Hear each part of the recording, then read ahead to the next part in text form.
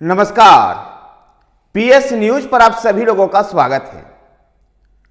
उत्तर प्रदेश में भी आगामी लोकसभा चुनाव को लेकर के तमाम राजनीतिक दलों ने अपने तैयारियों को अंजाम देना शुरू कर दिया है।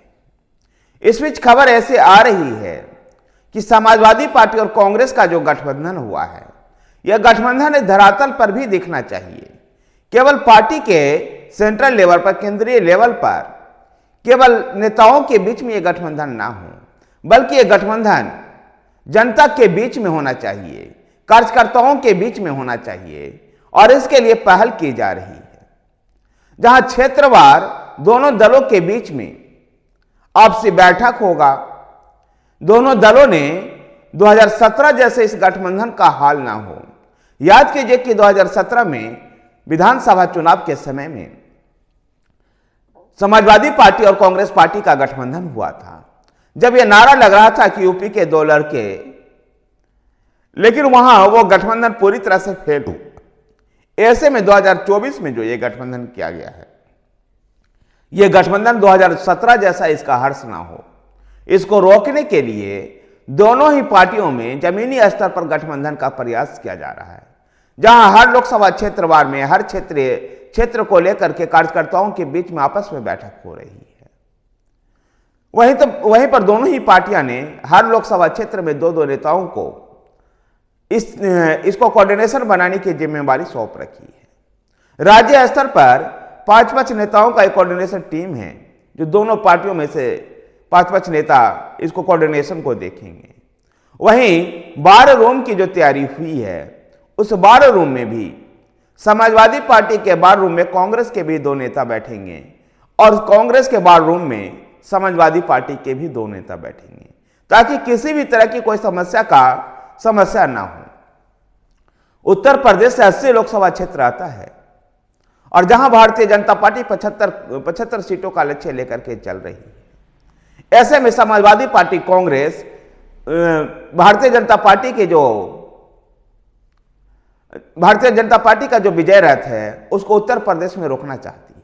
और उसको रोकने के लिए दोनों पार्टियों के बीच में एक कोऑर्डिनेशन जो बनाने की बात हुई है, वो 12 रूम तक भी दिखाई देगा, ताकि नेताओं की रैलियां, चुनाव प्रचार का कार्यक्रम, जो गतिविधियां हैं, वो सब एक दूसरे को जानकारी में हो और किन मुद्दों को उठाया जाना है, किन मुद्दों को नहीं, यह वहां आपसे सहमति से तय हो। कार्यकर्ता भी निचले लेवल तक कार्यकर्ता एक दूसरे के साथ कोऑर्डिनेशन करे, ताकि वोट का ट्रांसफर एक दूसरे को ट्रांसफर हो। और वोट ट्रांसफर होने के बाद ही गठबंधन का असली मजेदारियां आती है। और यही उत्तर प्रदेश में समाजवादी पार्टी और कांग्रेस करने में लगी हुई है। तो दूसरी तरफ भारतीय जनता पार्टी भी अपने तैयारियों को अंजाम दे रही है, जहां 51 सीटों पर उम्मीदवार उतार चुकी है। बाकी जो 29 सीटें रह रही है, उनमें कुछ ऐसे सीटें हैं जहां अपने सिटिंग सांसदों को टिकट भारतीय जनता पार्टी काटेगी। मसलन मेनका गांधी और वरुण गांधी जैसे लोगों का टिकट कटना लगभग तय है। यद्यपि वरुण गांधी के पिछले कुछ दिनों से तेवर बदले हुए नजर आ रहे हैं, लेकिन फिर भी जिस प्रकार से वरुण गांधी ने पूरे 5 साल अपने केंद्र की सरकार और राज्य की भारतीय जनता पार्टी के सरकार के खिलाफ बोलते रहे हैं, ऐसे में वरुण गांधी को टिकट जरूरी नहीं है कि इस बार मिल पाएगा। तो पश्चिमी उत्तर प्रदेश में राष्ट्रीय लोकदल को भारतीय जनता पार्टी अपने साथ लेकर के पश्चिमी उत्तर प्रदेश के समीकरण को साधने का प्रयास किया है। तो वहीं पर पूर्वी उत्तर प्रदेश में सुभाष सपा को अपने साथ लेकर के संजय निषाद की पार्टी निषाद पार्टी को साथ में लेकर के, और अब ओपी राजभर, दारा सिंह चौहान को मंत्रिमंडल में शामिल करके पूर्वी उत्तर प्रदेश के भी समीकरण को दुरुस्त करने का प्रयास किया है। इसी बीच बहुजन समाज पार्टी के अंबेडकर नगर से सांसद, लालगंज से सांसद संगीता आजाद भारतीय जनता पार्टी में आ गई है।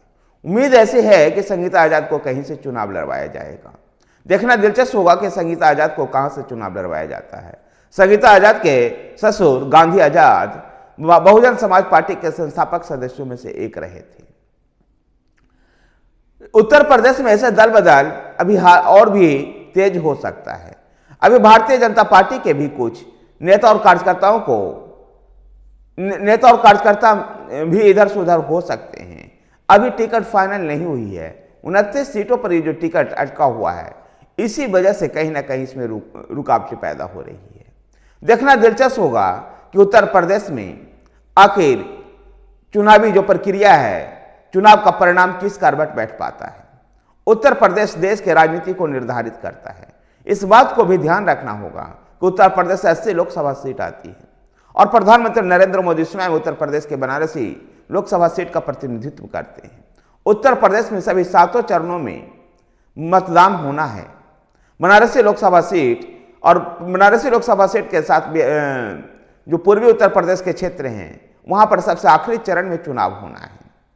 देखना दिलचस्प होगा कि उत्तर प्रदेश में आखिर ये राजनीतिक गतिविधियां, जो उत्तर प्रदेश का जो चुनावी गतिविधियां हैं, किस ओर आगे बढ़ता है। धन्यवाद साथियों, वीडियो को लाइक कीजिए, शेयर कीजिए। हमारे साथ बने रहने के लिए हमारे चैनल PS न्यूज को सब्सक्राइब कीजिए। धन्यवाद।